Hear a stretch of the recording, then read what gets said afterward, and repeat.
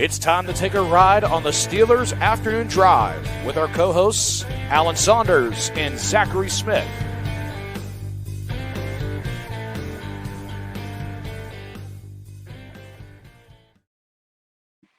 Welcome into another episode of Steelers Afternoon Drive. I'm Zachary Smith. That is Alan Saunders on his afternoon drive. Alan, how we doing? Doing good, man. Hot, sunny day. Good to be back out of practice. Long practice today. Been a long practice both these last 2 days. Short week, getting after it. A lot of news. Yeah. Man. Already 48 hours out from the preseason finale. On a short week, we knew that it would fly, but man, is it flying by. And cold takes exposed for your boy. We could not roll with the headline and picture that I thought that we could, because Gabe Davis has left without a contract for a second time, as he is set to go visit his old friends with the Buffalo Bills. And Josh Allen even openly talking about it, how much he loves Gabe and plans to see him and stuff like that. So we'll see what comes of that. But I don't know. I don't know what else to say about the Gabe Davis thing that hasn't already been said, knowing that he hasn't signed yet. Yeah, I mean, I don't necessarily think you can read a whole lot into him not signing one way or another. It could be that the Steelers decided, we still have some questions about that knee. Why don't you go take a hike? It could be that Davis said he really just wants to hear what Buffalo has to say, but will end up signing in Pittsburgh. It could also be that he would rather go to Buffalo if they offer him a contract, but isn't sure what they're going to say. And so there's still a lot of variables out there that,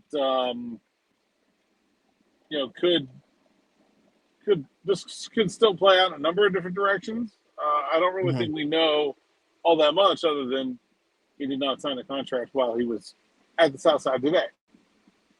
I know how this is going to be taken by some people in the comments. I don't feel like it's a stretch to say that, if you're talking about competing for a Super Bowl, I would have Buffalo ahead of Pittsburgh. If you talked about the quarterback play, I would have Josh Allen above Aaron Rodgers. I don't think that that's much of a slight towards Aaron Rodgers to say that the reigning MVP would be an upgrade in quarterback play. The question for me would be the role there. I think we know, we've talked about how we feel like Gabe Davis would fit what's going on here. And certainly Buffalo needs that type of receiver, but then you got to figure, man, what's the domino effect of that? And who's all of a sudden on the outs in Buffalo if they were to sign Gabe Davis? Could Pittsburgh still figure into what the trickle down effect is if Gabe Davis were to sign in Buffalo by being a team interested on whoever's on the outs there? Curtis Samuel. Okay. I mean, he's not the same kind of player. He's not as good of a fit for the Steelers as Gabe Davis is. But, okay, that would be a help for the Steelers, certainly.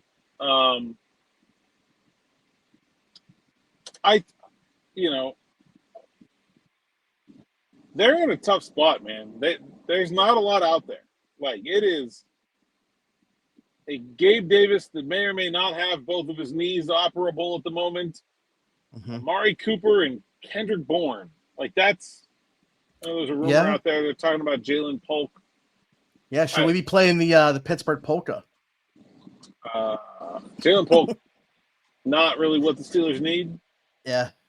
Kendrick Bourne is the kind of receiver the Steelers need, just not that good.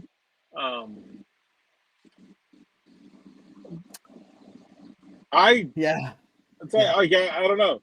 I wrote yesterday that I didn't think they were going to get an outside receiver. Then the Davis news came and said, okay, well, here's the one shot at it, was kind of my feelings. If they're bringing in another one, I don't know where it's coming from. This was kind of the only hope as far as I can see. And another thing that was interesting with Buffalo, bringing in Grant Dubose, who we talked about last year, was on the outs in Green Bay. Yeah, really good special teamer. That's kind of my thought, is if Buffalo was looking for a guy to play special teams there, he certainly fits that bill. So if he's going to end up cracking that 53 for what he brings in that respect, there's somebody right there. And then if you're adding Gabe Davis into the mix, so I think it could get very interesting all of a sudden what that Buffalo room could be if they're adding Gabe Davis 24 hours after adding Grant Dubose. But I don't even know. I'm not saying that he's a lock to make that 53 with being added at this point. And man, terrible injury last year when he got to Miami. So who knows? But yeah, it's just funny that we just talked about that guy last year as one of the potential cuts from Green Bay, ended up going to Miami, suffering that injury. And here we are talking about him again now, going to Buffalo and potentially shaping what that roster could look like along with Gabe Davis. But we'll see. Maybe we have an answer in 24 hours in terms of if it's going to be Buffalo for Gabe Davis or still weighing his options or whatever. But time will tell with that.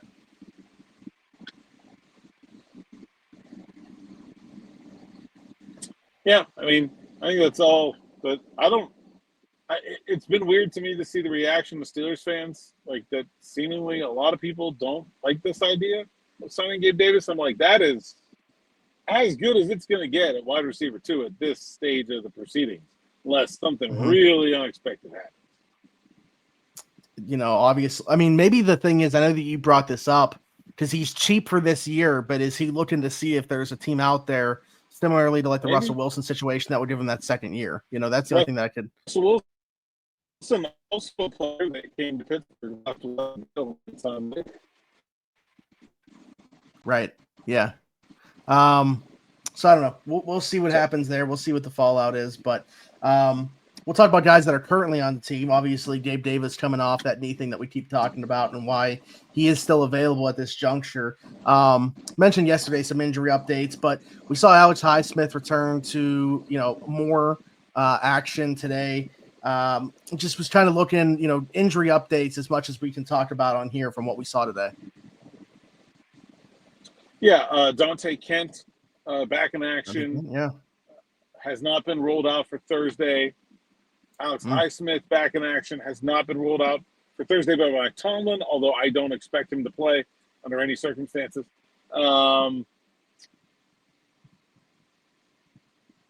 Calvin Austin doing a little bit more today than yesterday. And Corey Trice, got some video there, a couple videos up on the YouTube channel of him running, not doing Indy yet, but sort of that tier below that. And so getting to a healthy roster, it seems like. Obviously you got to get through another preseason game, but obviously there are guys that I do not expect to play in this preseason game, even though they haven't been officially ruled out. Guys like Herbig, Highsmith, anybody dealing with it, like Corey Trice, who is yet to practice coming back from that hamstring injury. Calvin Anderson, I think those guys aren't going to play.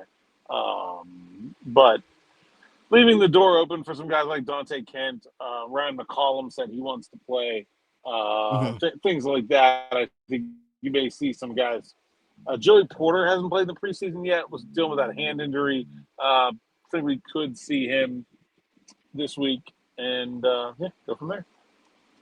All right, well, that's a good transition point. Who is going to play on Thursday? Only 4 names rolled out by Mike Tomlin amongst healthy players. You were mentioning guys that are injured and could be fighting an uphill battle to get back in time to play that, or if they are just slowly working their way back, not going to throw them in the game action already. But Aaron Rodgers, DK Metcalf, Cam Heyward, TJ Watt, the guys that we know will not play on Thursday. And even though I feel like I know what your answer is going to be, and we may have briefly touched on this just for the sake of having the conversation on here, I feel like I have to get your take on the fact that we won't see a series even of Aaron Rodgers with this offense, or on the flip side, obviously TJ Watt. Yeah, I think the short answer is that the joint practice reps count just as much for those guys as the preseason reps do, and are honestly probably more impactful. That's a game-like setting. It's ones-on-ones against another team's best. There's not anything that you can do in a preseason game that you can't do in a joint practice.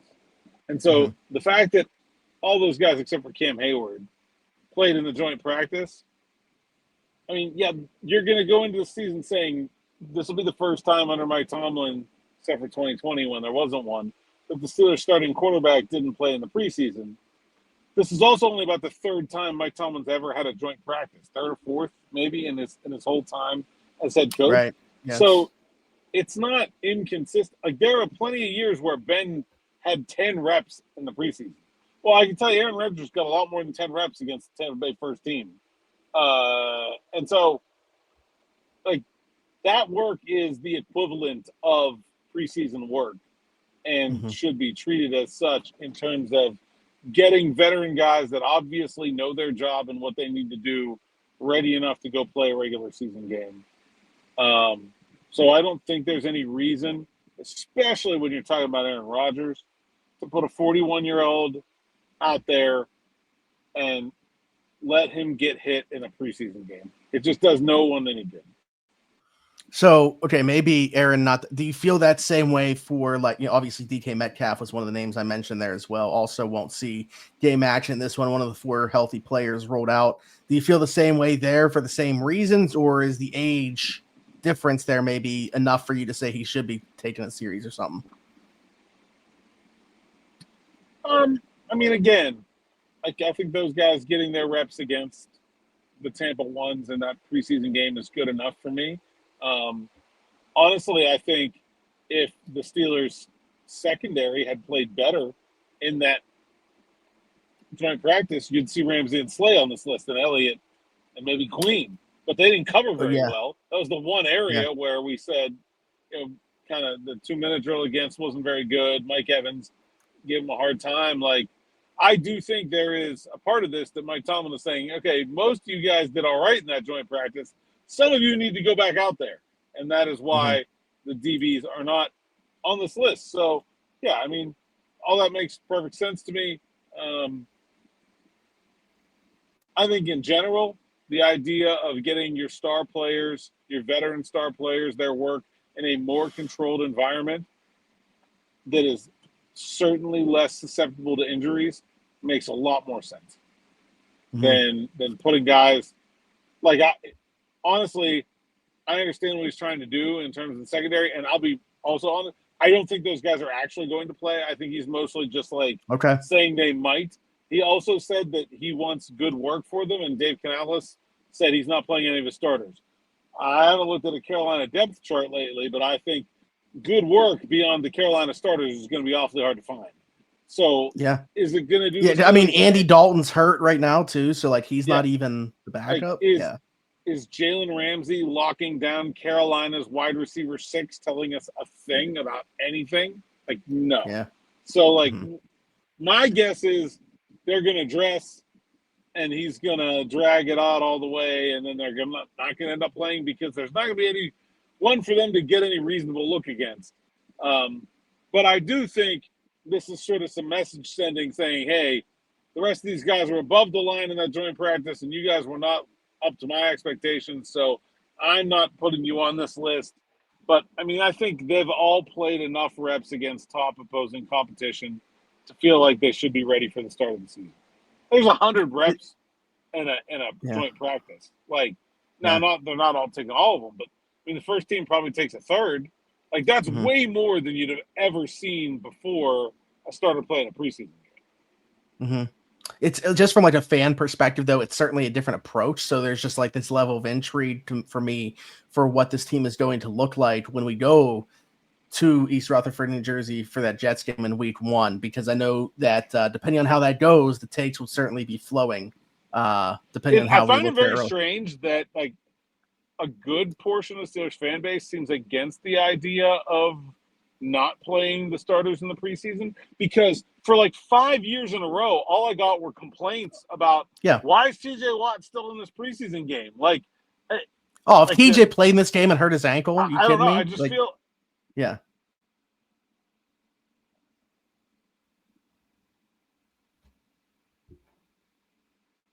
that did happen. He got hurt. What was the Lions preseason game right before he tore his pec? He did get hurt. It was a block by TJ Hawkinson, right? And everyone was freaking out, losing their minds about, like, why is TJ Watt in the preseason game anyway? And now it's like, oh my God, Tomlin's not playing the starters. I'm like, what that tells me is there's just a percentage of the Steelers fan base that whatever Mike Tomlin decided to do, they would be against it. It didn't matter. If he had played them, that would have been dumb. Not playing them was also dumb. Like, Tomlin always starts the year slow. Well, like, factually, that's untrue. They went 3-0 with a backup quarterback last year to start the season. But also, like, okay, so if they started slow in the past, wouldn't doing something different make sense? Like I just there's no sensibleness to any of those arguments. It's just yelling at clouds. Yeah. No, I'm definitely curious to see how it plays out for sure. Things could change, but I was told that number 88 was told he's playing 2 series. So we'll see if that takes place. All right. Got to shake. Yeah, I would expect like what I'd call like the younger starters. So like guys that are established starters that are not fighting for a job, but are like younger guys like Frymouth, Queen, Elliott, Warren, Porter. I think you'll see all those guys. I don't think you're going to end up seeing Ramsey and Slay, even though they weren't on that list. Yeah, no, that's fair. All right, so we got that from Tomlin today. Anything else come of Tomlin speaking today you felt like was newsworthy? Well, yeah, we got to talk about Cam Heyward. We've gotten this far. Yes. But that is sort of the big story of the day. Old 97 back at practice. Mike Tomlin confirmed that he did some team drills, although it couldn't have been a whole lot of team drills. And then, he did do Indy. There's one video up here on the YouTube channel of him doing some practice reps with Saunders Smith. And, Tomlin was asked, what does that mean about his contract situation? And he said, well, you'd have to ask him. And so our friend Nick Faribaugh went in the locker room while I was talking to Tomlin, and Cam Heyward said he had to go to the training room. So we know nothing about, very similarly to Gabe Davis leaving. What does this mean? We don't know. Does Cam Heyward have a new deal with the Pittsburgh Steelers? Hasn't been reported so, and I figure it would have leaked by now if he did. Is he giving up on that and just tucking his tail between his legs and coming back to practice? I also don't know. So, very much remains to be seen at this point what the situation is with Cam Heyward, other than back to practice. And just to be very clear, he had been doing individual drills throughout the whole early part of training camp and OTAs and mini camp and all that. He was just not doing team stuff, which he did pretty minimally today. So, again, no one noticed that Cam Heyward was holding out because no one cares if Cam Heyward practices or not. So, this is all sort of much ado about nothing in many regards.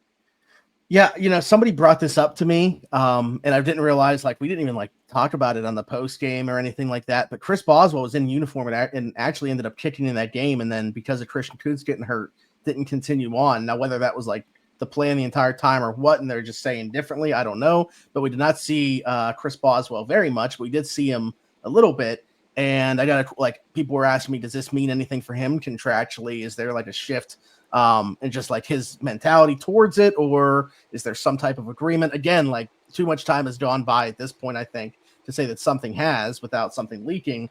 But I don't, is he back in the fold now more than before? I don't know. Maybe you can speak to that.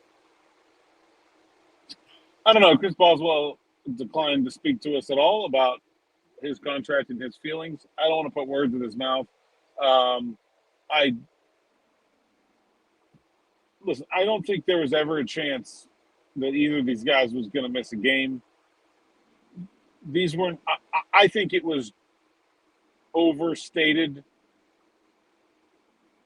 the demand level here.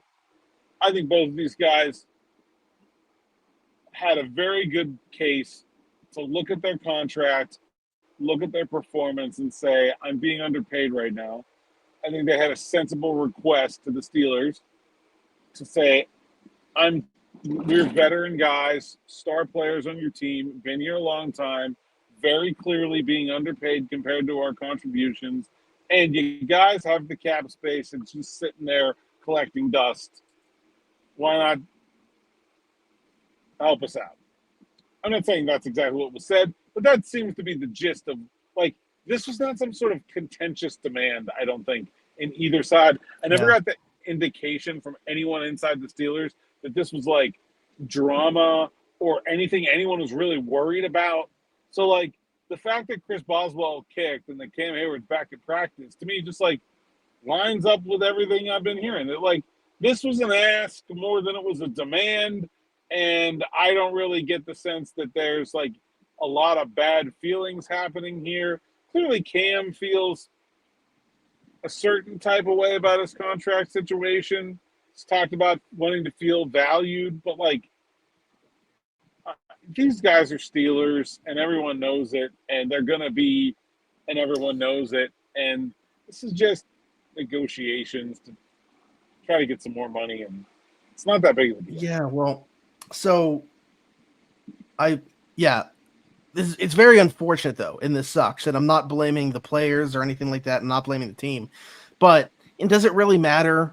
Like, we can go back and forth about that, how the fans feel. But there's a lot of fans that have a bad taste in their mouth now because of the way that this like went down. And it's not even necessarily went down, but just the way that it looks to the fans, right? And there's a lot of people that were bashing Cam and everything like that, and just again a bad taste in their mouth for a good portion of the fan base for potentially nothing to change contractually for Cam Heyward. So much ado about nothing at the end of the day, but those fans still continued to, and probably still will, badmouth him for the way that this went down.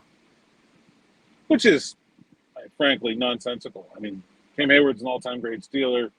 I don't know why you wouldn't want him to get paid what he's worth. It's not your money. It's not going to hurt the team.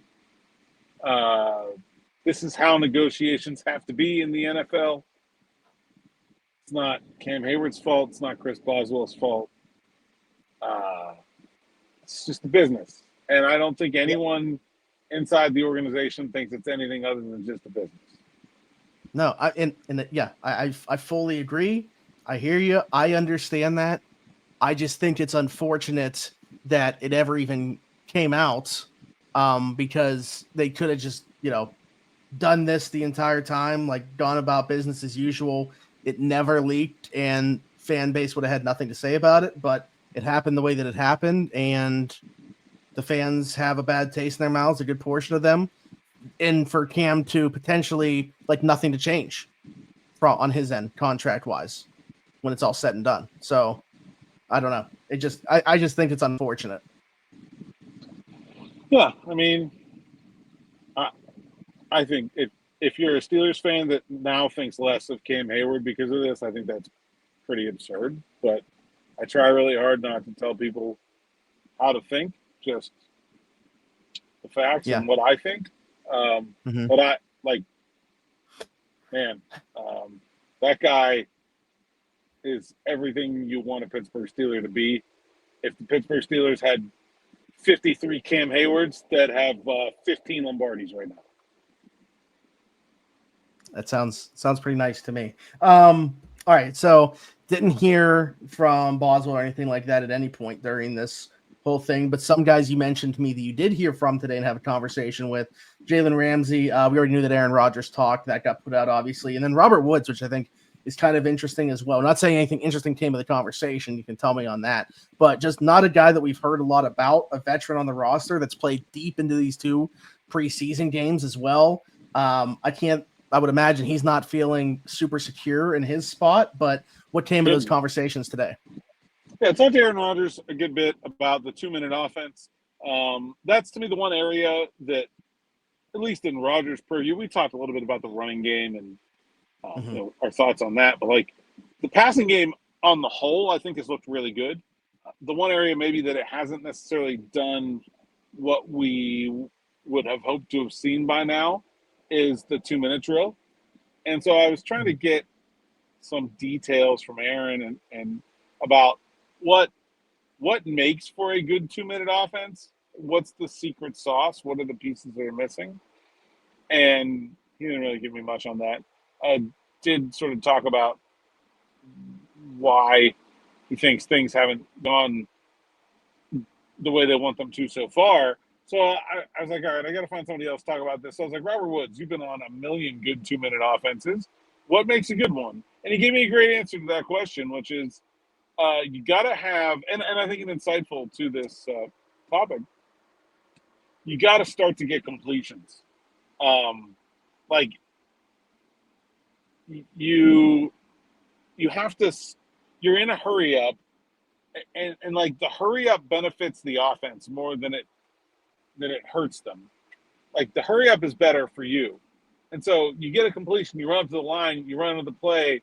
Like as that cycle starts, the offense gets better and better and the defense gets worse and worse.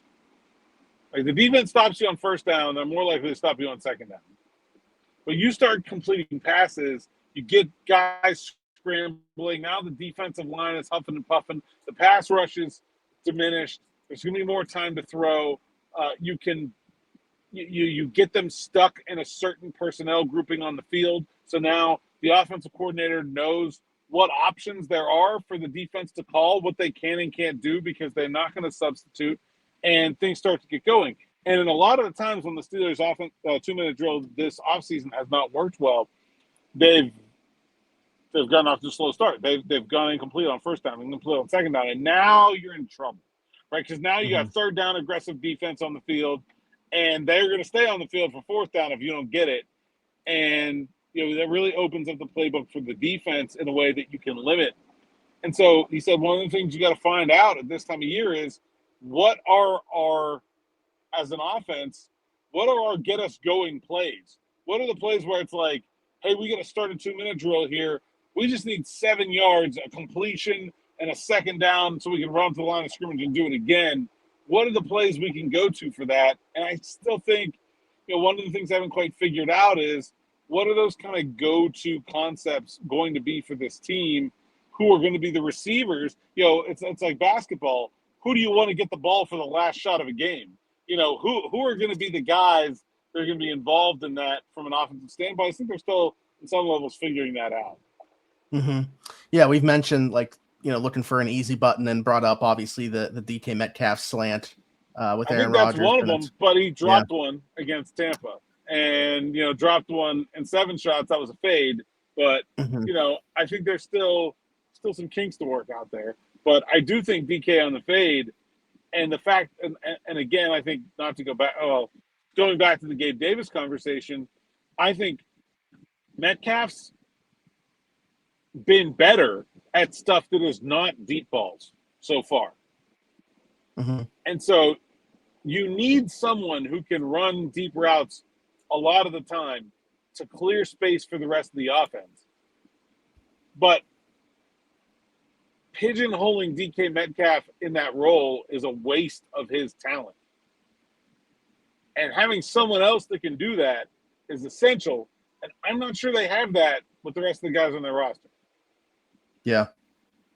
Certainly is currently constructed. The other guys mentioned there, I don't know, has Jalen Ramsey prior to today, had he spoken since they showed up to Lake Trobe for training camp? Because if so, I don't remember seeing any quotes or anything. Yeah, I think he talked once since the start of camp. Okay. Anything come of that? Talked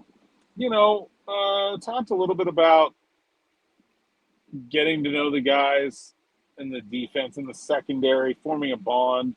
He said it really helped that he and Slay already had a relationship, but those guys are already having a lot of fun together. I was watching them at practice today, and the twos were out there on the field, and that group of guys was like racing one another down the sideline while the plays were happening, talking trash.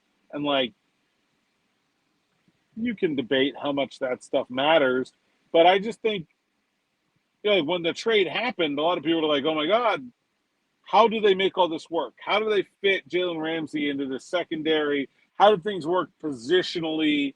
And then if your answer is, well, Jalen Ramsey's a nickel corner now, is he going to be okay with that? This is a guy who sort of has a reputation and maybe being a tough teammate in this instance is the wrong word, but, of not being afraid to speak his mind about the way he's being used. And it just seems like it's all fit together so seamlessly that it's hard to believe that people had real questions about the way that was going to work just a month or two ago.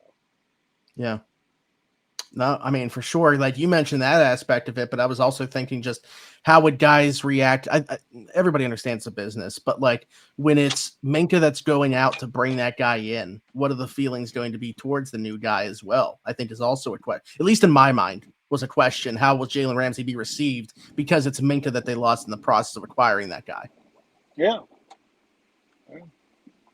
And then the other guy that we mentioned there, Robert Woods, certainly fighting for a roster spot. We'll see how much he's going to play in this preseason finale. But what did he have to say? That was it. That was all we talked about. Was just the 2-minute drill stuff. Short combo. Okay. We'll see. We'll see when it comes to Robert Woods. Certainly wouldn't be great news if they make an outside addition at receiver. Certainly, but much more conversation to continue on here. Already tomorrow will be Wednesday, and it'll just be just one day before the preseason finale. Alan, when do you head out for that preseason finale? I think we're going to leave Wednesday night. Just me and old Eddie T on this trip, and so same crew as last week. 2 weeks ago, and then I think we're going to head out Wednesday night and drive like halfway, and then probably do the same thing after the game Thursday night. Drive, maybe somewhere north and spend the night. So that's the idea there. Gotcha. Be sure to hit Alan up if you'll be at the game. But other than that, Alan, tell the people they can find you. Saunders _PGH on X, Instagram, TikTok, and Blue Sky. PGH Steelers Now sites account, SteelersNow.com. Go there, read the words, sign up for SN Plus, and you'll get all the best stuff from me, DB, the rest of the Steelers Now crew. I will have another Notes from the Road column from my trip to Charlotte. That'll be for SN Plus subscribers only. That money really does help pay the way for us to do things like travel with the team. There were very few outlets that traveled with the team in Jacksonville, as was well noted by the lack of questions in the Mike Tomlin press conference. And we're one of them. And that's because of you guys that sign up for SN Plus, first and foremost. And I'm definitely the only reporter that went to the Senior Bowl, the Pro Bowl, the Super Bowl, and the Combine last year. So, you guys are getting all the goods because of those SN Plus subscribers. So definitely do that. And we will be having here in SN Plus live subscribers-only live stream next Monday, 6 p.m., me, you, and DB. And I think the rest of the team wants in. So there may be 9 boxes up on the screen here. I don't know. We'll see. Well, okay, so it matches at 10, so we're still under the threshold there. We don't have 10 people that work for the site, so that's good. We don't, that is not a problem yet. Maybe someday it will be. And anyone can subscribe, and hit that bell for notifications here on the YouTube channel. This helps this podcast and the rest of our content reach a greater and greater audience, and you guys have done an awesome job of that since the start of training camp. I feel like it just jumps up every day. Yeah, to the point where currently 16,400, and it's one of those numbers that only one guy comes to mind, for me at least. It's 86, so my mind immediately goes to Hines, obviously. Well, I can certainly go to Eric Green, tight end from the 1990s. One of these numbers that is out of circulation for the Steelers, not officially retired, but not going to see another 86 anytime soon. Yeah, I'm sure there's more if I really thought about it, but that's an ugly number. And Hines, it fit Hines because he played wide receiver like a guy wearing number 86. Yeah. Like that. But we say the same thing about Bus, right? 36, not a good number, but no. Yeah. But fit him. Certainly. So yeah, I can't come up with another 86 off the top of my head. Everybody's answer would be the same anyway. And if I were to put it out to the comments for them to give us their favorite 86, I think it'd be pretty. You can come up with a different 86. Let us know what you got. And if you do, I'll know based off your response. So, if you're listening somewhere else, Apple, Spotify, be sure to leave a 5-star review. We do have a new one, by the way, Alan. I actually have a question for you before I read this. All right. Do I have a Pittsburgh-ish accent? Like if someone out of town were listening to me, do you think that they would know where I was from or the surrounding area? I don't think the Pittsburgh accent is strong enough, except in exaggerated cases like Pittsburgh Dad, Yeah. that a normal out-of-towner would be able to pick up on it. If I was sitting back-to-back at a booth with you in a restaurant in Glendale, Arizona, I would be like, yeah, that guy's from Pittsburgh. Yeah. Okay. All right. So Ryan here said, love this podcast because it's literally Pittsburgh. I feel like digesting this podcast is eating an Isley's chip chopped ham sandwich and drinking an IC Light. Down to Smitty's accent. Feel like I'm back in the Bird, which I've only had the opportunity to be to 3 times. All right, I got to tell a story here. So, staying in the locker room today, and Chuck Clark was sitting at his locker with his shirt off, just sitting there, I don't know, scrolling through his phone or something. And I don't think I'd ever seen or paid attention to Chuck Clark with his shirt off.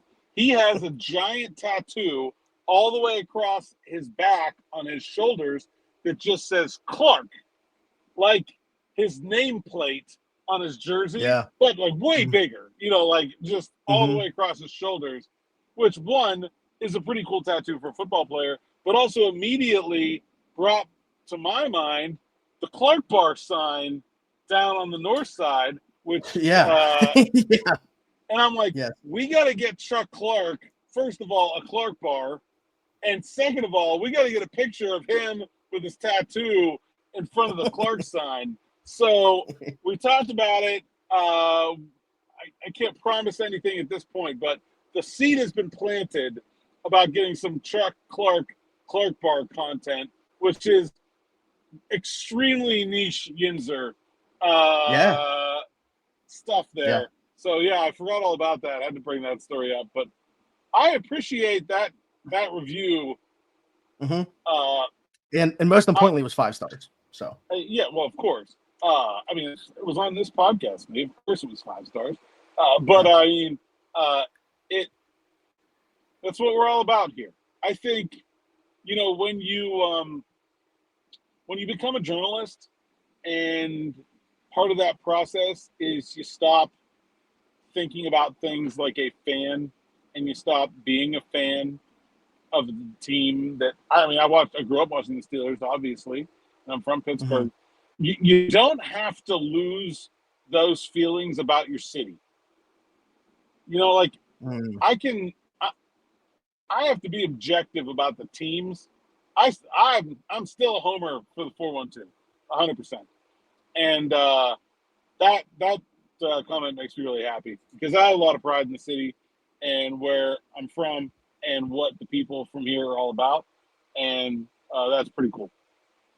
Yeah, when I read, I just got so excited. Like, that's why I love this podcast. I love everybody that watches and listens to this because I just appreciate these comments so much. And obviously accompanying the 5-star review, as Alan said, what should be a given. So we appreciate what that. Else would you give it? There aren't 6-star reviews. It's really the only choice. Yeah, it's not like Dave Meltzer stars here working my wrestling thing, and again, where you can just go beyond 5 stars like he sometimes decides to do. So, but anyways, be like Ryan, leave us a 5-star review on Apple, Spotify, wherever you're listening to this podcast. Just search Steelers Afternoon Drive. Do the same thing on TikTok. You'll find me everywhere at Zachary Smith, PGH Saunders, and myself. Thanks for jumping in. Take another ride on the Steelers Afternoon Drive.